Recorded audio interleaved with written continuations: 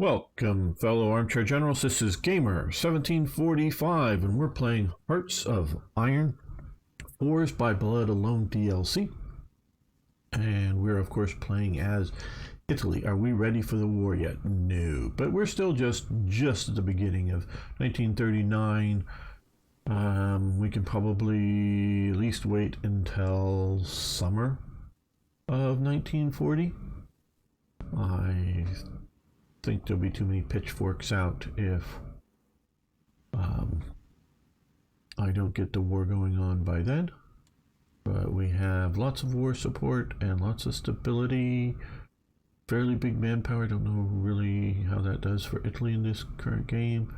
Lots of factories. Not enough though. Okay, political power. Good. And hello, Chris Kraz, how you doing?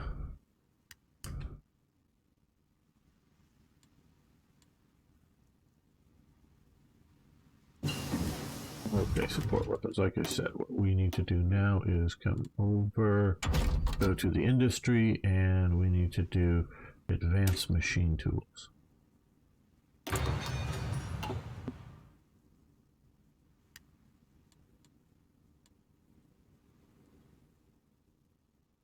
We have currently, in my opinion, an incredibly small Italian army. We have a lot of forces down here.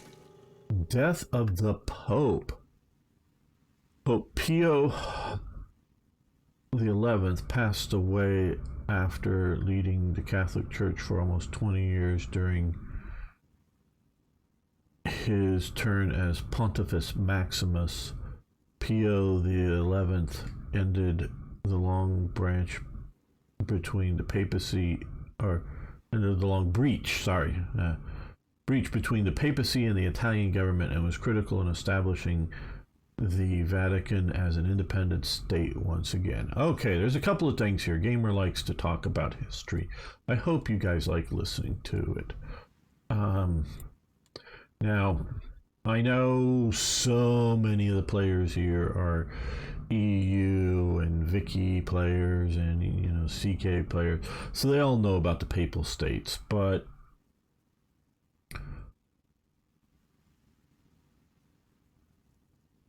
I think, well, no, probably living memory, more or less, the unification wars are gone by this time. But there obviously was a situation in which Italy was not a unified state. I really, in my opinion, I mean, you know, people can have their own opinions and based on what, you know, they know and understand, but really, in my opinion, the idea of a unified state for something like Italy and Germany only come about because of the French Revolution, the idea of nationalism.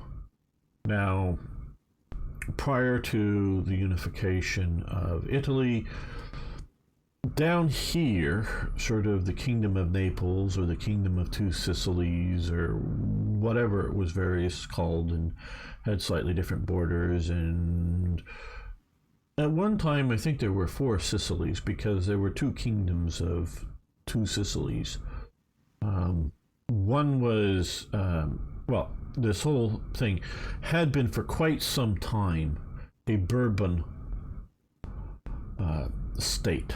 And I don't mean the American drinking whiskey, I mean the Bourbon, I'm saying it probably more correctly, monarchy, which starts out in France, I think replaces the Valois, but I'm not sure right offhand. They, then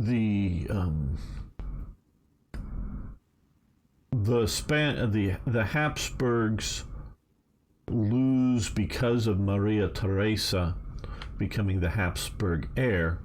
There starts, I know we were just talking about this, but we've gone back to this period.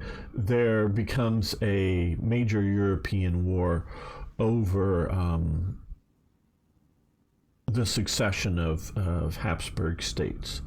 And Britain, particularly, does not want to see the Bourbon monarchy ruling the Habsburg states. Makes it too powerful. Britain's imperial power. Hi, Corporal Grevna. I'll read that in a moment. You have 5 questions. Okay. Well, I'll get to them. And I will answer as best I can. Britain's policy, and I would even say possibly to this day, and maybe why they went into the European common market at the time, maybe the reason why they've left the EU in a way, though most of the policymakers wanted to stay in, it was the people that wanted out, is a divided Europe. They shifted their alliances to try to keep Europe from coming under one power too much. Now we're going back to the time of Queen Elizabeth. It was definitely an anti-Habsburg notion. Later on, you get partially aligned in such a way so that because of religion, aligning with Frederick, or Prussia and Frederick the Great. But that's also to keep, again, the Habsburgs from controlling too much of Central Europe, power balance kind of thing. And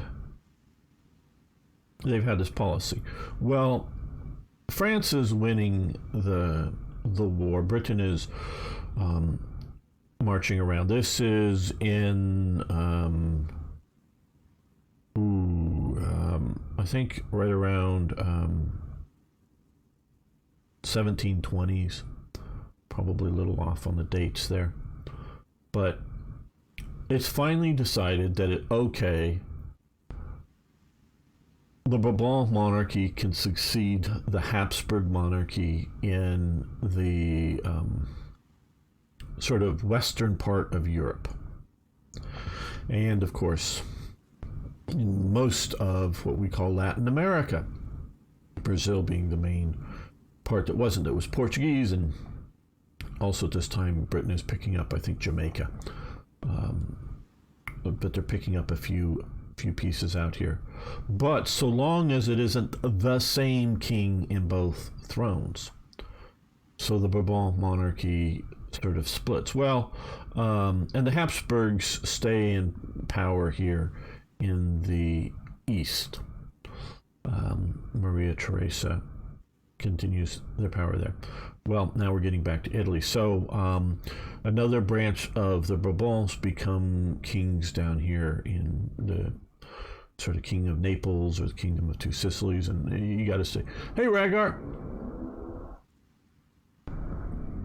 Yeah, I know, I haven't seen you around. I figured you had other things to do on Saturdays.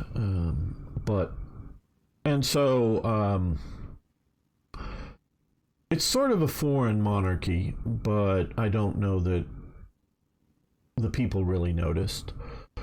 And with the coming of the French Revolutionary Wars and the later sort of Napoleonic follow-on wars, the Bourbon king eventually flees down to Palermo, actually. And he is supported by Admiral Nelson of the British Navy that keeps Sicily free of, French troops because they're ruling the seas.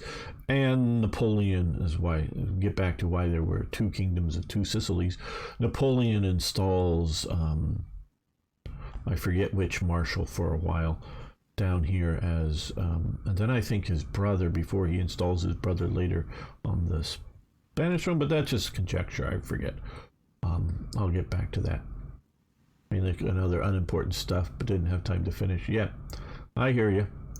You're supposed to, like, I don't know, get this as a, wireless podcast going in your home so that you can do all that work while at least listening to me meander through history talking about things. So that's why there were two kingdom of two Sicilies, because both claimed the throne, both ruled about half the country or whatever. But so that was a Bourbon monarchy in the south by that time. Austria directly controlled a lot of territory up here, including, through until World War One, territory like up in here basically, and out here, indirectly controlling a few more states in here. The Kingdom of Savoy, I think, was maybe sort of an Austrian puppet, and there were a bunch of different puppets, but also there was the Papal States in here that, for its time, pre the French Revolution, maybe somewhat of a nationalistic thing, because religion was something of a nationalistic identity within Italy at the time. So with Garibaldi, and he's the main leading general, who installs the I think it was the Savoy monarchy, the Victor Emmanuel family, onto the throne in Italy. So this is a recent thing. Now,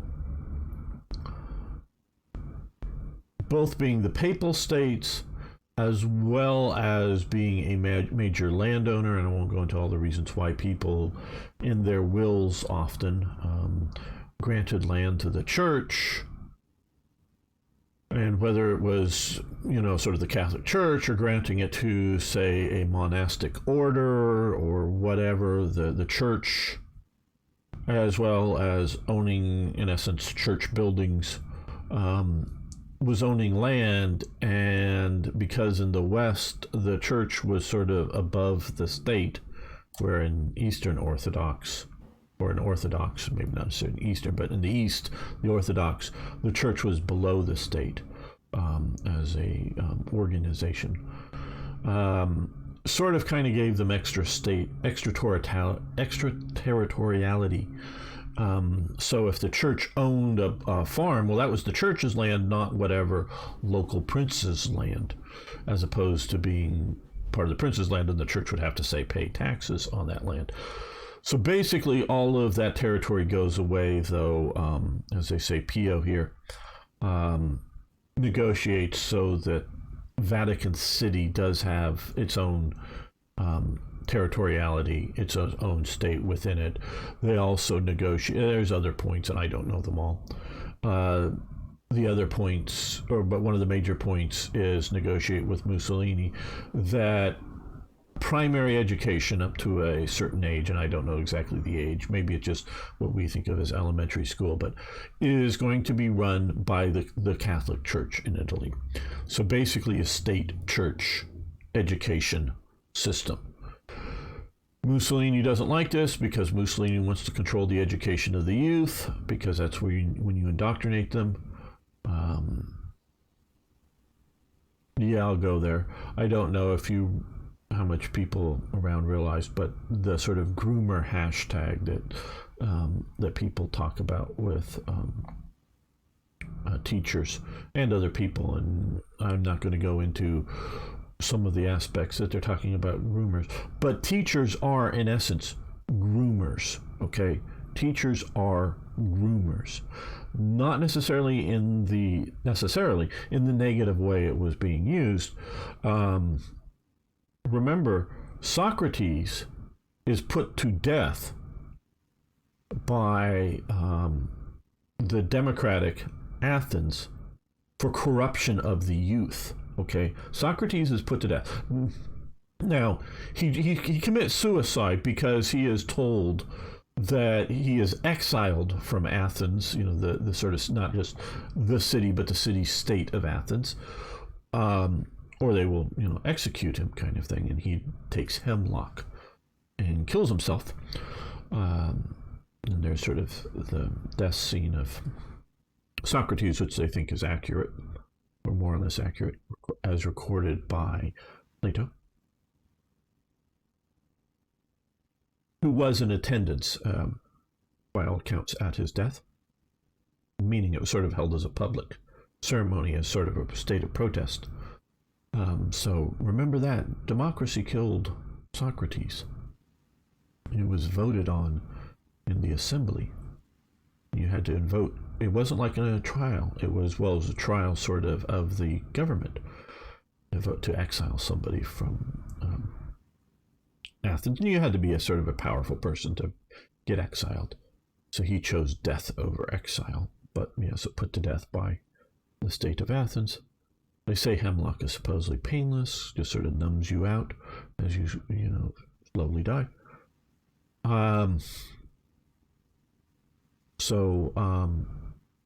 Teachers are groomers, and Hitler knows this as well, and that's why he insists upon destroying, and I know I've talked about this before, and I'm sure I will sometime in the future, but not today, the different states of education in National Socialist Germany.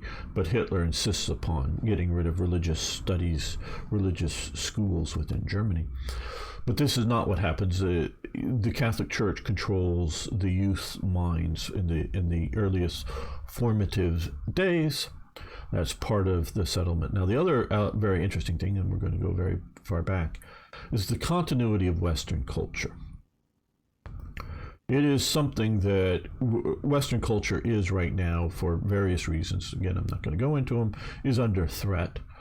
It's been under threat most of my life, and the idea of global thermonuclear war going off and destroying not everybody on the planet or anything like that, but destroying a great many millions of lives, and in essence destroying Western culture, most likely, because that would have been the target zone. So it's under threat. But it goes back to this title, Pontifex Maximus. That is, in essence, it is a religious title. It's like great father or highest father or whatever, however. And remember, Latin culture is a patriarchy. Hey, Ari, just talking about Catholic things, nothing you'd be interested in, and I'm sure.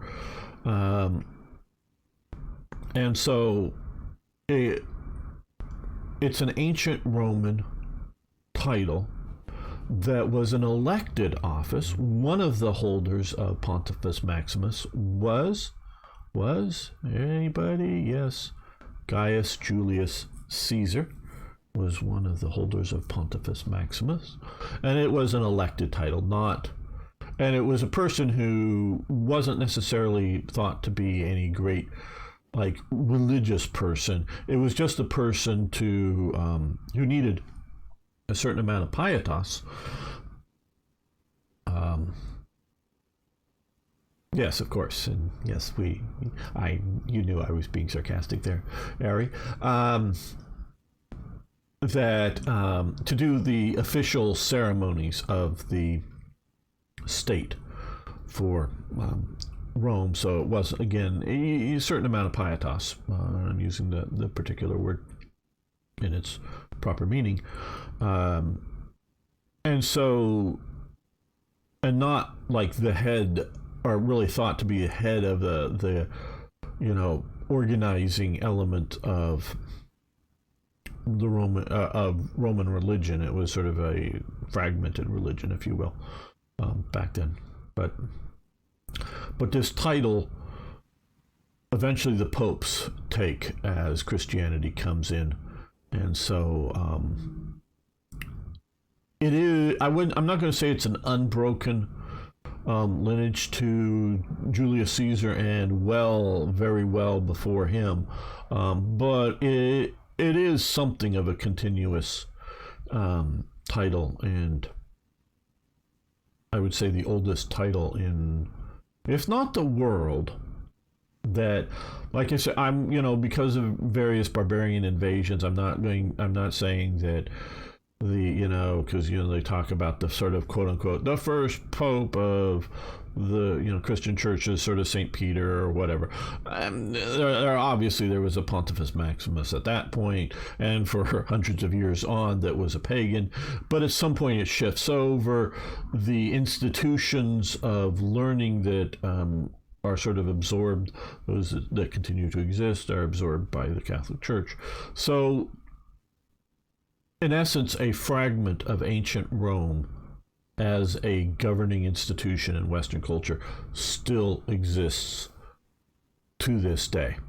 And so that is important to note that he does here. Now, I guess I'm blanking on his Is it Pope Julius? Warrior Pope? I don't know. No, I forget the Pope that succeeds him. Oh well, there's now becomes the new Pope. I don't think Pio. Is that Pio mit burning sunder or surge with burning concern? You know about the Nazis. Okay. Corporal Grevna has 5 questions for what's your favorite music? I would say hard rock. I mean, some heavy metal, cool, and some, sort of classic 50s rock and whatever in between. And sure, I like a few pop songs here and there, but it's sort of what would normally be sort of at core is sort of hard rock. And a little bit harder at times, a little bit softer at times, and whatnot. My favorite DJ is Dr. Johnny Fever from the old WKRP in Cincinnati TV series. What is my favorite hobby? Well, probably be war games in one fashion or another. Nowadays, it's computers as opposed to either. I mean, way back when I was a kid, it was either HO scale plastic tanks or what the micro armor 1/226th or whatever little lead tanks kind of things. World War II mostly. But yeah, playing soldier, if you will, is that. How old am I? I won't give specific age just for various internet security things, but I've seen more than half a century. So I'm more than half a century old. Just give you a general idea there. What is your favorite color? Quite honestly, I really don't have a favorite color. I mean, I could pick something, but I don't know. I like British racing green. I don't know if that would quite count as favorite, but it's sort of a that dark green. 5. What is your favorite game? Well, what I'm playing right now, the most hours of, is War Thunder, if that's what you're talking about.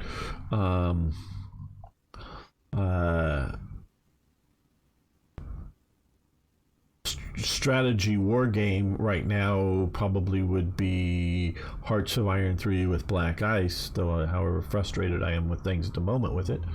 But yeah, in the olden days it was Avalon Hill's Third Reich.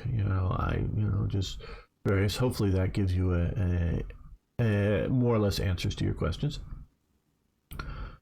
Well, that's okay. Favorite Pope Julius is Julius marched his army and everything. Okay. What do you think of the DLC? I mean, I've definitely played it for a while now. Yeah, I think Pio is meant to be pronounced Pius. Ah, okay. So, because I'm used to seeing Pope Pius. That's right. Now they say, okay, Pope Pio is the Italian. Okay, thank you, Ari. So that's Pius. They go from Pius, whatever, Pius the 11th to Pius 12th or whatever that was. Okay, thank you, Ari. Ari is sort of somewhat knowledgeable on the topic and helps me out there. Very good, Ari. Yeah, it's Pope Pius. Now that I read it, that's with burning concern. And I don't know which Pope Pius it would have been. I think it happened before this. I think it was in 38 or something. So it was the one that just died, I guess. Is maybe it did sort of beware of Nazism kind of thing. And Nazism is definitely anti-Christian at its core. Whatever else it may be, it is anti-Christian at its core. Right. Okay, so enough history. Let's get back to some gameplay. And yeah, I know people talk about, and they're not wrong entirely, about the idea of, oh, I wanted to build, yes, now that we have this here, let's see.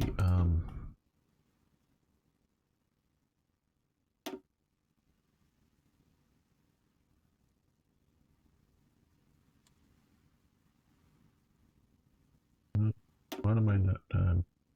Okay, no, this will. Oh no. Yeah.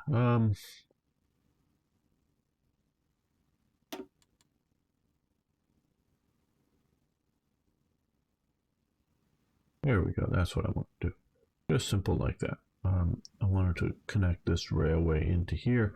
We do have some local supply source down here. Not very much, but something. And we're going to try to withdraw a lot of our better units from here. Before the war starts, we're sort of like using them as occupation. Hopefully they're reducing resistance. We do have a fair amount of resistance here, but not hopefully too huge. But we're getting more and more compliance. I hope that's a good balance. Oh, and do we... Okay, we're already done with that bit of rail. Okay,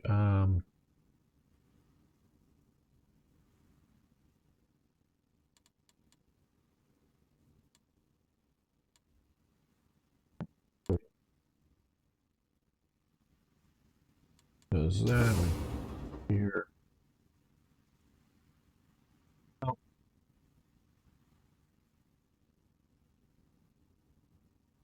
Get our supply. We can see here from infrastructure, from population, from victory points. The next one posts often talk badly about and is given a good connection to Italian fascists, but I'm not 100% certain on the issue. In the position he was in, would be foolish to talk badly about Italy and fascism because he could have easily just been arrested or kicked off. I mean, I don't think he would have been arrested or kicked off. At least that would be my most of what I've read about him. He strongly hated communism and did actively encourage fighting against it.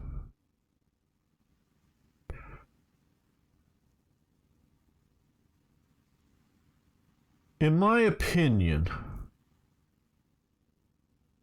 the reason today fascism has such a bad name, and I'm not trying to advocate it for it, people, so don't take what I'm saying as some sort of endorsement, because I'm not a totalitarianism type person. But the main reason I think fascism has such a bad name today is that liberty-minded and traditional people of the West and the radical left both dislike it, so that you can find people that can hold a job. You know, if I was a school teacher, and if I said something that, if I was, again, I'm trying to, because I don't want something to put up, if what they said, if I said I was a fascist and I was a school teacher, I probably wouldn't last, even if I was tenured, I probably wouldn't last a week in the job. Now, they have what they sort of call rubber rooms in New York City for where they put a handful of school teachers, which they can't literally fire, but they're literally won't allow them near children anymore. So they show up every day and they sit in a classroom somewhere because they refuse to be fired, and they can't fire them, but or they're going through the long process of trying to fire them. But I wouldn't last, and so I might be able to struggle that way, but I wouldn't last a week as a teacher in the United States if I came out and said that I was such a thing. But if I said I was a communist, no one would bat an eye. Now, saved a nice graphic that talked about 20th century murder Olympics or whatever, and the top person who won it was, of course, Mao Zedong. Number 2 was Stalin, and number 3 was Hitler. So, killing the most people in the 20th century. So how can you have, an ideology that, Pol Pot and others espoused and be able to teach our youth? As I talked about earlier, teachers are groomers. depending on what they're trying to groom them to, be good little communists maybe have nothing to do with other bad things, but teachers are groomers by definition, by idea. So prior to Italy coming into World War II, especially the American left was somewhat fascinated by fascist ideas. Not in America, really. I mean, there was the Silver Legion, but I'm not even talking about them. I'm talking about, the Democratic Party. Not in the idea of putting on black shirts and doing, straight arm marching around in uniform kind of thing, but just sort of something that wasn't communism, but was sort of corporatism. And I don't mean corporate as in business, but as in the body politics. So, and I think a lot of people, not me, like I say, a lot of people that would be on the left in America today, again, wouldn't be a complete totalitarianism, and wouldn't want to dress up in, black shirts and whatnot. But probably their belief structure is probably closer to fascist than it would be to true socialism or true communism, because they believe, big rich guy can own Amazon or something like that, fine, but he must pay living wages, he must be green, he must be this, he must be that. Basically, and it's not the exact program that Mussolini would have had, but it's sort of state control, state managed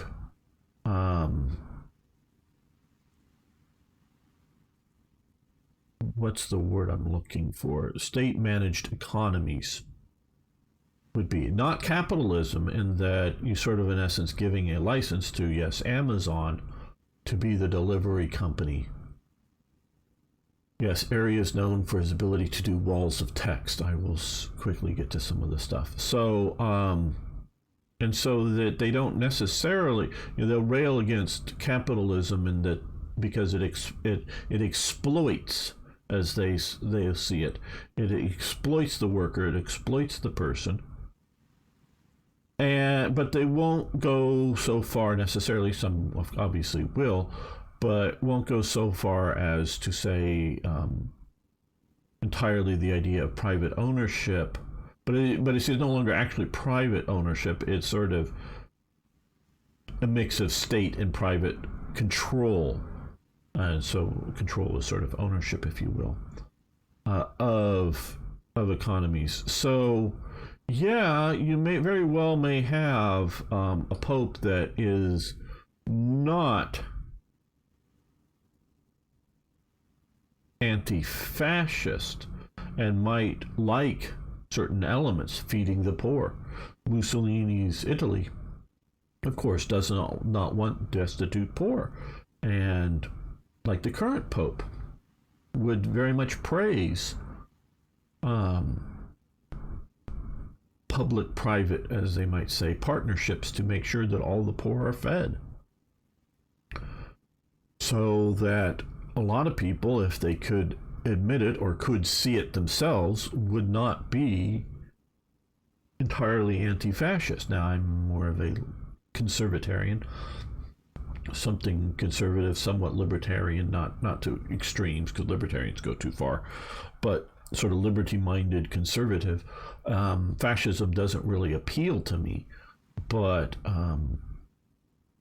I can see how it does appeal to people, where the left doesn't like it because it doesn't go revolutionary enough, and it's also hyper-nationalistic and willing to make compromises with the traditional, which they want to tear down.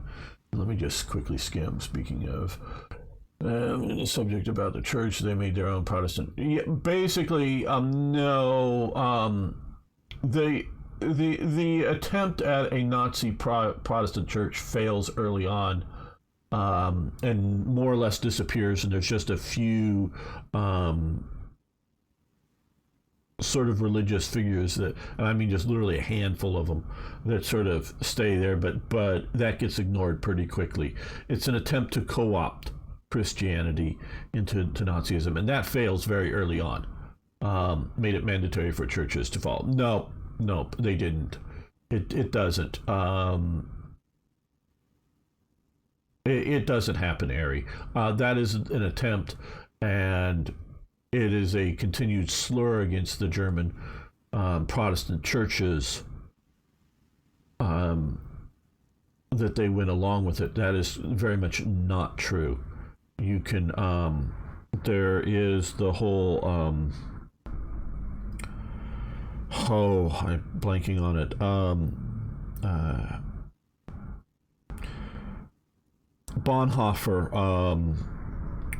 Bonhoeffer was very much in charge of it, or not in charge, because it's Protestant, it's decentralized, but very much leading thinker in the Protestant churches, and that they're very anti-Nazi,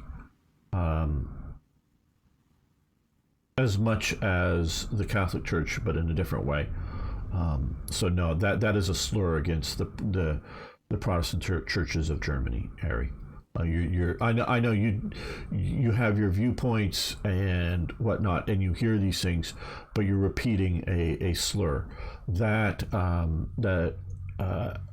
I would say by about 1936 that co-option, corruption, however you want to call it, movement of the Protestant Church is over. And the Nazis have more or less forgotten about it. Yeah, there's a few remnant elements through to the end of the regime, but it's basically gone. Also have often stated that if you took a communist and placed him in a fascist society, you wouldn't be able to tell the difference other than traditional things. Yeah, there's a lot of similarities, but there's a lot of differences. Communism, communism wants everyone equally poor, where fascism will allow some people to be rich so long as, and I want to use a different word here, so long as the least wealthy in society are minimally well off and not destitute poor, not where am I going to get my next meal, I don't have a job. No, in a fascist state, everyone will have a meal. Everyone will have some sort of reasonably clean, if they can achieve their goal. I'm saying if they can achieve their goal. And more or less Italy is doing this and whatnot. But everyone will have a reasonably decent place to live. And everybody will have a job. And everyone will have a decent meal. Of decent calorie intake, but they'll be sitting there eating their pasta, cheap pasta on a lunch break as a Alfa Romeo sports car drives by, and they won't have enough money, unlike say in National Socialist Germany, which are trying to get everybody to have every family, shall we say, to have like a Volkswagen or something. They'll be, without having the idea of ever owning a car, they'll be taking public transport, that kind of thing. So there'll be lower levels of society, but they'll be enough that they won't overly complain about their status in society, even though there's the truly wealthy flitting about, because no one is like, I need food, I need shelter, kind of starving. So that would be sort of my, because it is a socialist thing, fascism, and they will take things out, but it isn't a leveling socialism. And Mussolini tried to make himself part of the Holy Family and tied himself to God to make himself a cult-like figure, which is little known by a lot. Well, I don't know enough where he actually did that. So I guess I'm not saying that's wrong, but I don't see it. Okay, so we have some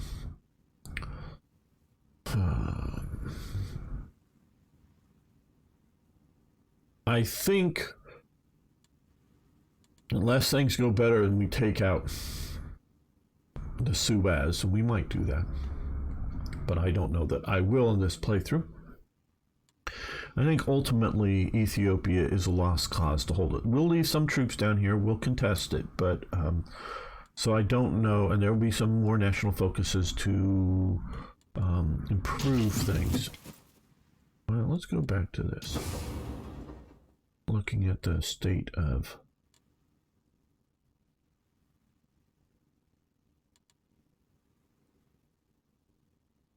the railways here.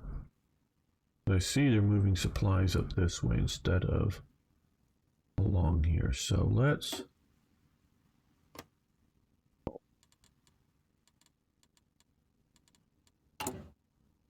and click here.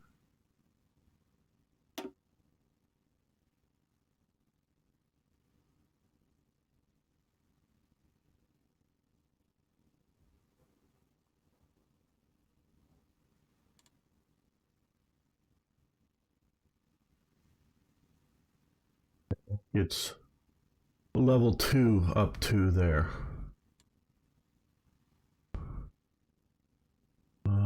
Hopefully that works out right. I don't know. But we'll do this. Okay.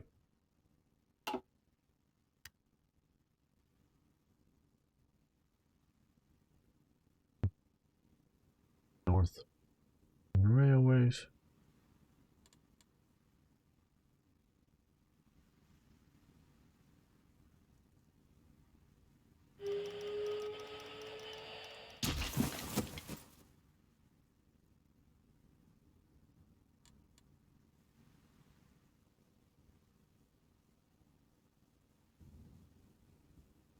Years and years ago, I watched a. No, that's not what I want. This. I think I should be building more, training more divisions, infantry. That is. There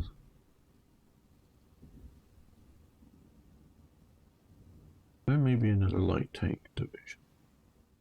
Okay, so let's get these things going. A really good sort of mini series starring George C. Scott, he who famously played Patton as Mussolini. I would say that would be a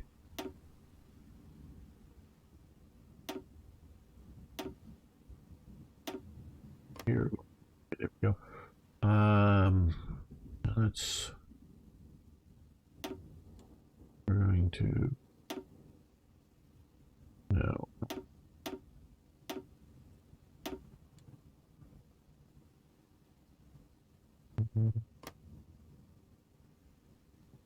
Hopefully we'll have enough supplies for that.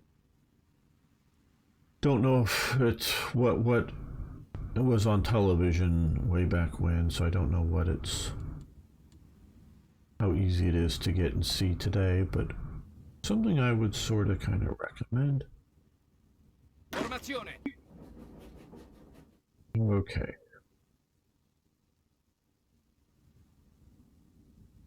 Sì, signore.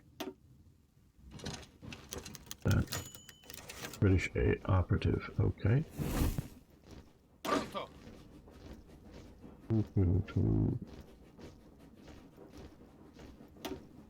Avanzate.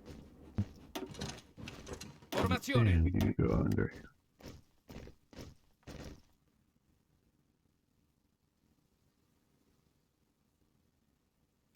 Formazione. Oh, I was sending you by rail. I guess I wasn't.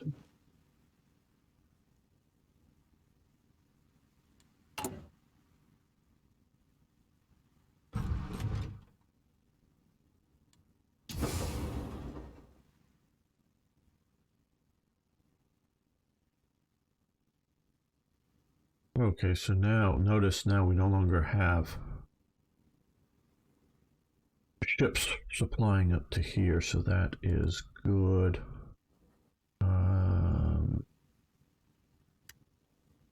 Okay, we have lots of supplies coming up there.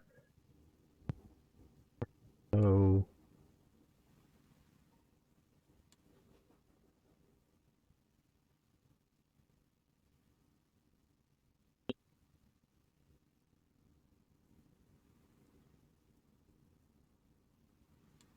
Increase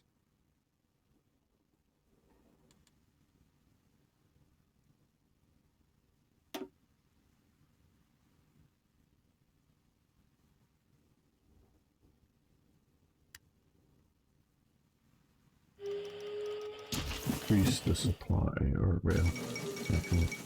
The Panay incident, Japan bombed some river ships almost. The Yangtze is very navigable, very big. Hey Arno, good to have you here, my friend. Okay.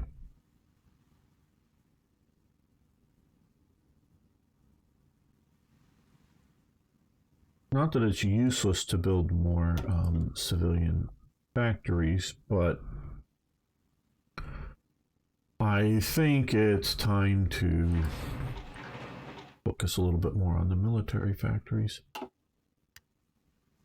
And Arno over on YouTube and Facebook, very good.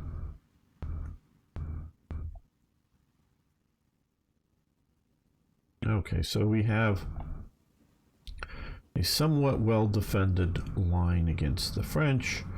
Depending on how things go, they may be able to, if we go to war there, push in on France. We have no defenses here, really, just a division there. We have a couple of divisions down here, but they're not even holding that border terribly much, which is okay because we'll control when we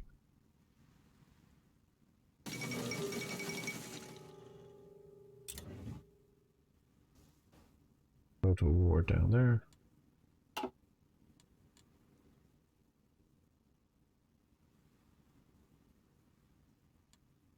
So how have you been, Arno?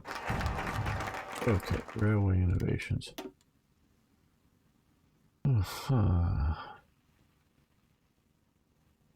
Civilian factory there. Radars around.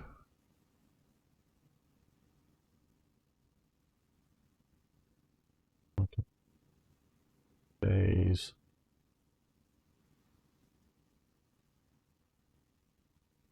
I think investments in Edison. Look for details. I want to read about it. Italy boasted the very first power plant in Europe and has always been in the forefront of technology. Okay. With an investment in the Edison company, or with an investment in the Edison company, we can ensure that we remain in the lead. Okay, so consumer goods down by 5%, and 2 civilian factories. Okay, that looks good. Well, I'm doing very good, and very good to hear.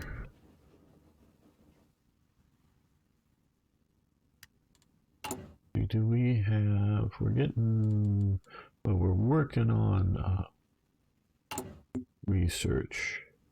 Okay, 95 days. That has, we should get at least the first part of that done. I don't know if there's other elements.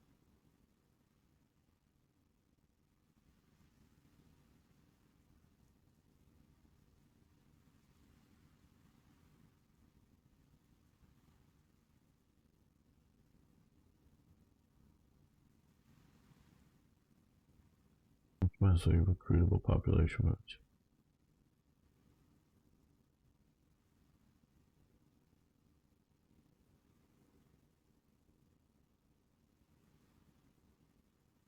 Yeah, no, I don't think I want to do Reich Protectorate, if you will, there. Okay, claim them on now.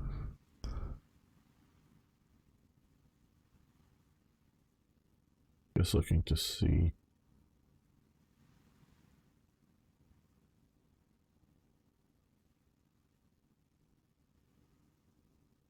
No, nothing I think I really particularly want to do. Well, I've started the new YouTube channel.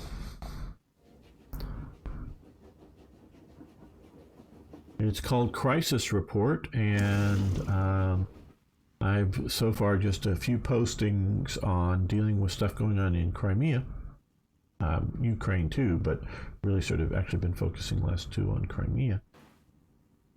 Well, no, the first one was more on Russian recruitment. The other one was the straight bridge. So that was the big thing I've been working on this last week.